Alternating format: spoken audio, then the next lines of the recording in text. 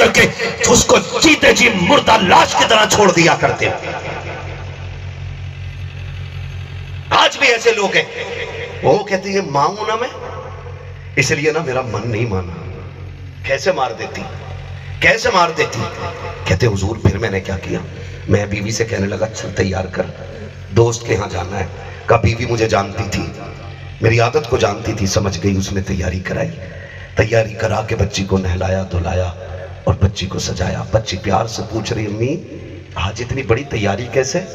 کہتے کہ میری بیوی کی آنکھ میں آنسو آئے، اس نے آخری بار بیٹی کو چوما، اور چوم کے جب میرے ہاتھ میں انگلی تھمائی نا، میری بیوی کی چیخ نکل گئی، اور بچی میری کہنے لگی ابا کدھر جانا ہے؟ کہا دوست کے ہاں جانا ہے۔ کہتے کہ حضور میں کھڈا کھودنے کا جو کسی یا پھاوڑا تھا پہلے رکھایا تھا، حضور میں بچی کو لے کے چلا نا، تو بچی میری انگلی پکڑ کے دوڑ کے جاتی، کہہ رہی تھی ابا کدھر جا رہے ہیں؟ کہا دوست کے دعوت ہے۔ کہا کتنی دور ہے؟ کہا حضور میری بچی مجھ سے کہہ رہی کتنی دور ہے؟ میرے ماتھے کا پسینہ دیکھ کے کہنے لگی ابا لوٹ چل، تیرا پسینہ مجھ سے دیکھا نہیں جا رہا ہے۔ ابا میں ایسی دعوت نہیں کہانی ہے۔ داہیا کل بھی یہ کہتے کہتے رونے لگ گئے، اور جب روئے نا، روتے روتے نا حضور آقا کریم کے چہرے کی طرف دیکھا، ادھر داہیا رو رہے ہیں ادھر مصطفیٰ رو رہے ہیں، اتنا سرکار رو رہے ہیں کہ میرے آقا کی داڑھی مبارک بھیگ جا رہی ہے۔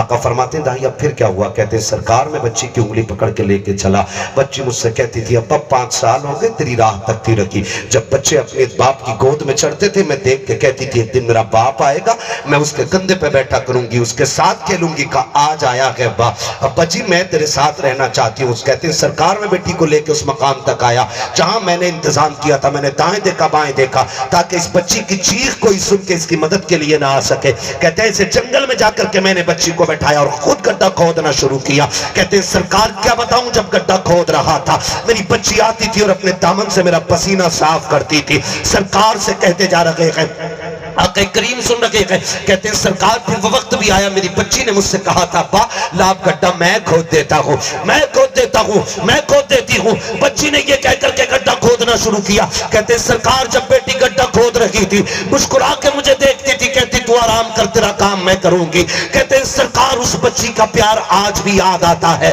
آقا کیا بتاؤں اس کے لہجے میں بلا کا پیار تھا، جب مسکراتی تھی تو دل کی کلیاں کھل جا رہی تھی۔ سرکار بچی میرے قریب آئی، پھر میں نے گڈھا کھود کر کے جب گڈھا تیار کیا میں نے بیٹی کو گڈھے میں دھکیل دیا۔ جب بچی کو دھکیلا میری بیٹی کہہ رہی تھی ابا یہ کیا کر رہے ہو؟ کہا سرکار میں بیٹی کو کچھ نہ کہہ سکا، میں نے دھیرے دھیرے مٹی ڈالنا شروع کی ہے۔ میری بچی نے کہا تھا کہ یہ صلہ دے رہے ہو، مجھے تیرے ماتھے کا پسینہ گوارا نہ تھا اور تو مجھے مٹی میں ڈال کے جانا چاہتا ہے، ابا بتا میرا قصور کیا ہے؟ کہ یہی خطا ہے کہ میں تیری بیٹی ہوں۔ کہتے سرکار میری بیٹی روتی جاتی تھی لیکن میں اتنا ظالم تھا کہ مجھے ترس نہیں آ رہا تھا۔ سرکار آپ کو کیا بتاؤں، میری بیٹی میرا چہرہ دیکھ کے کہہ رہی ہے ابا بتا تو صحیح یہ کیا بات ہے، اگر میں تجھے بوجھ لگ رہی ہوں تو چلا آج کے بعد تیرے گھر کے علاوہ دنیا کے کسی کونے میں بھی رہ لوں گی، ابا مجھے جان سے نہ مارنا تھی ہوں، ابا مجھے معاف کر دے، دیکھ میری ماں کو گھر پہ انتظار ہوگا۔ کہتے ہیں سرکار میری بچی یہ کہتی جا رہی ہے، میں مٹی ڈالتا جا رہا تھا۔ کہتے ہیں سرکار جب مٹی سینے تک آ گئی اس نے اشارہ کر کے کہا ٹھہر ٹھہر، اگر دفن ہی کرنا ہے تو تھوڑا سا کام میرا بھی کرتا چلا جا۔ کہتے ہیں سرکار میں نے بچی سے کہا کیا کام ہے؟ اس کے گھر ہاتھوں میں ماں نے جو سونے کے کنگن پہنائے تھے اس نے نکال کے میرے ہاتھ کی طرف پھینکے اور اس کے بالوں کے اندر جو زیور لگا تھا وہ کھول کر کے مجھے دیا کہ میں تو نہ جا سکوں گی، یہ میری نشانی میری ماں تک پہنچا دینا۔ بڑی محبت سے اس نے مجھے پہنائی تھی۔ کہتے سرکار جب بچی کا یہ لہجہ اور یہ تیور میں نے دیکھا کہ آقا مجھے لگا میرے سینے میں محبت اب اٹھنے والی ہے۔ کہتے میں نے جلدی جلدی مٹی ڈالی ہے، پڑھتے پڑھتے مٹی جب سینے تک آ گئی ہے بچی نے کہا تھا ابا ہاتھ جوڑ کے کہتی ہوں میں جانتی ہوں تو مجھے قتل کرے گا، اے باپ تیری مرضی ہے جان سے مار دے کیونکہ میں تیری بیٹی ہوں، لیکن ایک سوال کا حق تو میرا بھی بنتا ہے، ابا مارنے سے پہلے اتنا بتا دے تیری بیٹی کا قصور کیا ہے؟ کیا میں تجھے اچھی نہیں لگی ہوں؟ کیا تجھے میرا لہجہ پسند نہیں آیا ہے؟ اگر مارنا کی چاہتا ہے تو میرے خطا میری خطا اور میرا قصور بتا جا۔ حضرت داہیہ یہ کہتے کہتے رونے لگ جاتے ہیں۔ کہتے سرکار میں نے مٹی ڈالی، پھر بچے نے آسمان کی طرف دیکھا اور کچھ کہنا چاہ رہی تھی. میں نے پیچھے سے کان لگا کے سنا. دیکھو میری بیٹی کیا کہہ رہی ہے. کہتے سرکار میری بچی کہہ رہی تھی اے میرے مالک سنا کہ کوئی ایسا بھی آئے گا جو بیٹیوں کی زندگی بچائے گا. اے میرے پروردگار یا تو بیٹیوں کو زندگی نہ دے, اور اگر زندگی دے رہا ہے تو جینے کا حق بھی دے دے. میرے مالک بتا تو سکی کب تک بیٹیاں ماری جاتی رہیں گی, اور اگر بیٹیوں کو حیات دی ہے اللہ پھر اسے بھی بھیج دے جسے تو نے بیٹیوں کو بچانے کا وعدہ دے کے بھیجنا ہے. اللہ اکبر. اتنی بات بچی نے کہی ہے. کہتے سرکار میں تڑپ گیا, میں کانپ گیا, مجھے لگا کہیں زمین پھٹ نہ جائے, آسمان گر نہ جائے. میں نے بھاری پتھر اٹھایا ہے اور اٹھا کے بچی کے سر پہ دے مارا ہے. سرکار خون کا فوارہ پھوٹا, میرے کپڑوں پہ آ کے گرا کے آقا آج بھی سوتا ہوں تو میری بچی میرے خواب میں آ کے کہتی ہے ابا پتہ میرا قصور کیا تھا. میرے نبی نے اسی محفل میں روتے روتے اعلان کیا تھا او لوگوں جس کو خدا 3 بیٹیاں دے وہ پال پوس کے بڑا کر دے, اس کو جنت کی ضمانت محمد ابن عبداللہ یہاں بیٹھے بیٹھے دے رہا ہے. حضرت داہیہ کلبی نے حضور کلمہ پڑھ لوں گناہ بخش دیے جائیں. نوجوانوں جو غلطیاں ہو گئی ہیں, ہم سے خطا ہو گئی ہے, ہم نے بہن بیٹیوں کو بے پردہ رکھا, اس کا حساب بڑا مشکل ہے, بہت مشکل ہے اس کا حساب. خالی یہی حساب نہیں دینا تو نے کیا کیا, یہ بھی حساب دینا کہ تیری موجودگی میں تیرے گھر میں کیا ہوتا رہا. تو زندہ تھا تیری بیٹی کس طرح چلتی تھی, تو زندہ تھا تیری بہن کس طرح رہتی تھی, تو سر پہ سایہ بن کے رہتا تھا, تیری بیوی کی حیا کدھر تھی. یہ تم سے اور مجھ سے سبھی سے پوچھا جائے گا. اس لیے پردے کو لازم کر دو. اور میں نے سرکار رئیس الاتقیاء سید اویس مصطفیٰ واسطی دامت ظلہ العالی سے کہا حضور اب تعلیم یافتہ بھی چلی گئی غیروں کے ساتھ, ان پڑھ بھی جا رہی ہیں, اب تو سارے ہماری دماغی دلائل فیل ہو گئے, کیسے بچیں گی بیٹیاں. انہوں نے ایک بات کہی تھی مولوی صاحب, بات تعلیم کی نہیں ہے, بات ڈگری کی نہیں ہے, اگر نسل بچانی ہے تو ان کے سینے میں عشق رسول اتارنا پڑے گا. اگر عشق رسول نہیں ہوگا سینے میں تو آپ جتنی چاہیں تعلیم دے دیں, بچیوں کی حیا پر پہرے نہیں لگائے جا سکتے ہیں. میں ہر غیرت مند بھائی سے کہوں گا خدا را بیٹیوں کو پردے کو ان پہ لازم کر دو.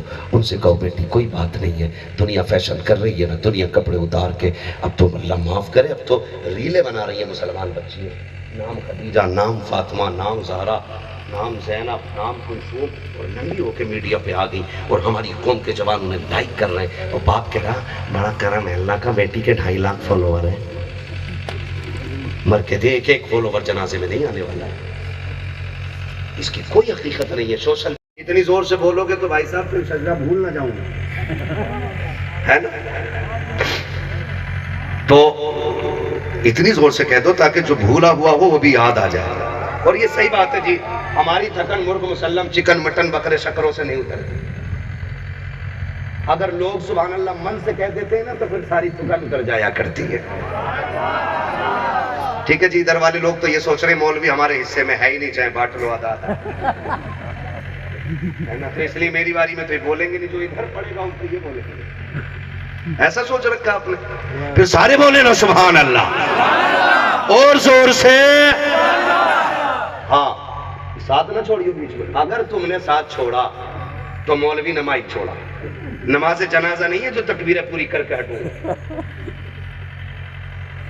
جہاں تمہاری طرف سے 1 قدم پیچھے تو ہم 2 قدم پیچھے. رشتہ محبت کو کس طرح نبھاؤ, کچھ ہم قدم بڑھائیں کچھ تم قدم بڑھائیں. مجھے اگر 100 گرام پسینہ آیا تو 1 گرام آپ کو بھی آ جانا چاہیے, ہے نا. آپ سے کوئی بہت بڑی قربانی نہیں, پیسے دینے والے دے گئے اللہ کے بندے, جنہیں دینا تھا وہ دے گئے. آپ سے خالی آواز کی قربانی مانگ رہے ہیں. اتنی زور سے سبحان اللہ کہنا ہے کہ گلا بیٹھ جائے, تاکہ گھر جاؤ امی پوچھے یہ آواز کو کیا ہوا, کہنا امی پیسے والوں نے پیسے دیے, میں نے حضور کے نام پہ آواز ہی قربان کر ڈالی ہے. ہاں میں نیتا کے نام پہ نہیں کر رہا ہوں, نیتا جی کوئی ہوں تو برا نہ مانے, کیونکہ کام نیتاؤں کا بھی پڑھ لیا پرمیشور کے لیے. ٹھیک ہے نا, ناراض تو نہیں ہوں گے نا, مگر آپ سے سبحان اللہ میں زور سے کہلوا لوں تو ناراض نہ ہوئیے گا. ٹھیک ہے. اب جو لوگ گھر سے کھانا کھا کے آئیں وہ بول دیں سبحان اللہ. دیکھو اپنی بیری کے بیر کوئی کھٹے نہیں بتاتا کر سکتا, ہے نا. سب سبحان اللہ بولے چاہے گھر نہ کھا کے آئیں, بات خراب نہیں ہونی چاہیے. ٹھیک ہے نا, ٹھیک ہے نا. تو پھر بات بچا کے رکھنی ہے. مجھے بہت دور سے آپ نے بلایا ہے اور مجھے بہت اچھا لگا آپ لوگوں سے ملاقات کے بعد. اب میں چاہتا ہوں یہ جو شجرے کی میری آخری کڑی رہ گئی ہے یہ بھی اچھے سے ہو جائے. ٹھیک ہے؟ تو جو سارے لوگ اگر سچائی کے ساتھ ساتھ دیں گے تو آسانی سے شجرہ پورا ہو جائے گا، ورنہ جتنی محنت پوری تقریر میں لگتی ہے اتنی خالی شجرے میں لگتی ہے، سمجھ رہے ہیں نا؟ ہاں، تو آپ ساتھ دیں اور بولیں ذرا سبحان اللہ۔ آدم کے بیٹے شیش، دیکھو منہ کھول کے نہ دیکھو یار، سبحان اللہ کے جاتے میں کوئی پردے کھول رہا ہوں بیٹھ کے، زمین ناپنے بیٹھا ہوں، شجرہ سنا رہا ہوں تو ڈر کیوں رہے؟ پھر بولتے ہیں نا سبحان اللہ۔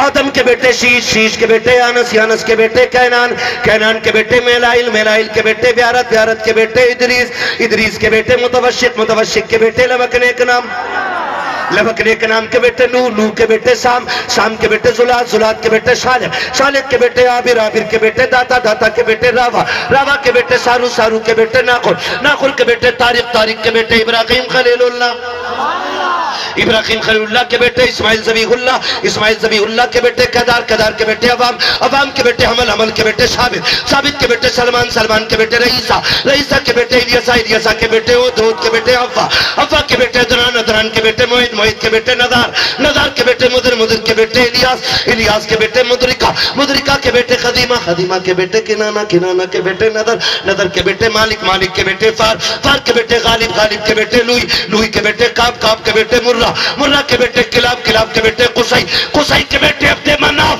عبد مناف کے بیٹے ہاشم ہے، اور ہاشم کے بیٹے عبد المطلب ہے، عبد المطلب کے بیٹے عبداللہ ہے، اور عبداللہ کے بیٹے محمد الرسول اللہ۔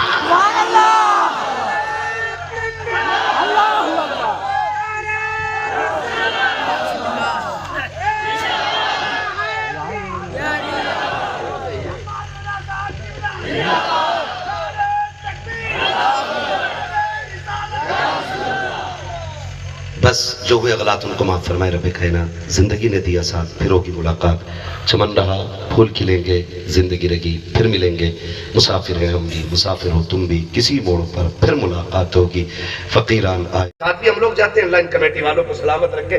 حضرت یہ نوجوان جو ہے نا، کوئی کہیں کماتا ہے، کوئی کتنی محنت سے کما کر کے چھوٹی چھوٹی رقم اکٹھا کر کے ایک محفل ایسی سجاتے ہیں جس میں قوم تک حضور کا دین پہنچ جاتا ہے، لیکن اس میں بھی کچھ لوگ ایسے ہوتے ہیں جو اس پہ بھی انگلی اٹھاتے ہیں، جی جلسوں سے کیا فائدہ، تقریروں سے کیا فائدہ۔ سن، فرمایا گیا تبلیغ کا سب سے بڑا ذریعہ تقریر ہوتی ہے، یہ سب سے بڑا ذریعہ ہے۔ سرکار غوث پاک فرماتے ہیں میں نے تبلیغ دین کی، لیکن جتنا کام دین کا میں نے تقریر سے کیا کہ اتنا تدریس اور تحریر سے نہیں کیا ہے، سرکار غوث پاک فرماتے ہیں۔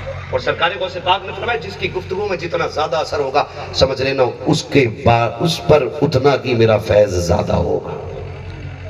تو یہ جو علماء آتے ہیں نا، یہ خوش نصیبی ہے، اتنے تو کسی میت میں بھی اکٹھے نہیں ہوتے۔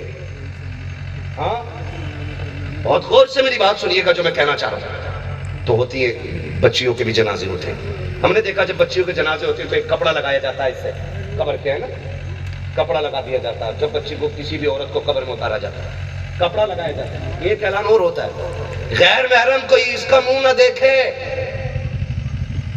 ہوتا ہے کہ نہیں ہونا چاہیے؟ میں کہتا ہوں ہونا چاہیے، پردہ لگتا ہے قبر پہ، لگنا چاہیے۔ تب یہ حیا کہاں مر گئی تھی جو مرنے کے بعد اب آئی ہے۔ اب بھائی کپڑا پکڑ کے کھڑا ہے کہ یہاں پہ خاندان والے لوگ پیچھے ہٹ جائے، فلاں پیچھے ہٹ جائے۔ بھائی تو کل مردہ تھا جو آج زندہ ہوا ہے؟ جب تیری بیٹی بنا دوپٹے کے کسی ولیمے کسی شادی میں جا رہی تھی تب تیری زبان پہ فالش تھا، تب نہیں کہا کہ بیٹی پردہ کر لے؟ اس سے پہلے کہ تمہارے اوپر لوگ پردہ ڈالیں تم خود سے پردے کے عادی بن جاؤ، خود سے حیا والے بن جاؤ۔ فرمایا گا یا ایھا الذین آمنوا ادخلوا فی السلم کافہ، اے ایمان والو پورے پورے اسلام میں داخل ہو جاؤ۔ ہمارا ظاہر بھی اسلام والا ہو، ہمارا باطن بھی اسلام والا ہو۔ جیسے محفل میں ہم مسلمان بن کے بیٹھے ہیں ایسے ہی گھروں کے اندر بھی ہم مسلمان نظر آنے چاہیے۔ آئیں گے انشاءاللہ، وعدہ کرتے ہیں انشاءاللہ۔ شادیوں کو بے پردگی سے دور رکھیں، اس انداز میں نکاح ہونے چاہیے کہ دیکھنے والا پہچان لے کسی بغیرت قوم کی شادی نہیں، محمد عربی کے غلام کو دولہا بنایا جا رہا ہے۔ ہاں بس جو ہوئے غلط ان کو معاف فرمائے رب کائنات، زندگی نے دیا ساتھ پھر ہوگی ملاقات، چمن رہا پھول کھلیں گے۔ میں نے وقت بہت زیادہ ہو رہا ہے، مجھے محسوس ہو رہا ہے اس چیز کے بارے میں، ہے نا۔ میں تو تب تک نعت پڑھوا دیجیے گا میں مجھ سے فرمائش کی گئی تھی حضور کا شجرہ بھی پڑھنا ہے، ٹھیک ہے نا؟ اب شجرہ سننا تو بول دیں ذرا سبحان اللہ۔ دیکھو بھائی میں نے اب تک آپ کو پریشان نہیں کیا نا، نہیں کیا نا، بہت دور دراز سے لوگ چل کے آئے، میں سمجھ رہا تھا بیٹھے یہ رب کا بڑا کرم ہے، بیٹھے یہ بڑا کرم ہے، بیٹھے رہنا ہی ان کی بڑی بات ہے، میں تو یہ سوچتا تھا، ٹھیک ہے نا؟ یہ سوچ کر کے میں سوچ رہا تھا کہ بیٹھے، اللہ سلامت رکھ کے بیٹھنا ہی بڑی بات ہے۔ میں نے آپ کو مجبور نہیں کیا سبحان اللہ کہنے کے لیے، ہاتھ اٹھا کے بولو، پیر اٹھا کے بولو، میں اس سے کوئی تعلق نہیں رکھتا ہوں۔ کئی بار یہ بھی کہہ دیا جاتا جو ہاتھ نبی کے نام پہ اٹھ جائے گا اسے کبھی فالج نہیں لگے گا، میں کہتا ہوں زبان بند رکھ، تو کون ہوتا فیصلہ کرنے والا؟ امام بوسیری سے بڑا عاشق بیٹھا ہے۔ یاد رکھیے بیماری بھی رب کا ایک تحفہ ہوتی ہے، اللہ جس بندے کو قریب کرنا چاہتا ہے اسے آزمائشوں میں ڈال دیتا ہے۔ بیماری بھی رب کا بہت بڑا انعام ہے، بہت بڑا انعام ہے اللہ کا۔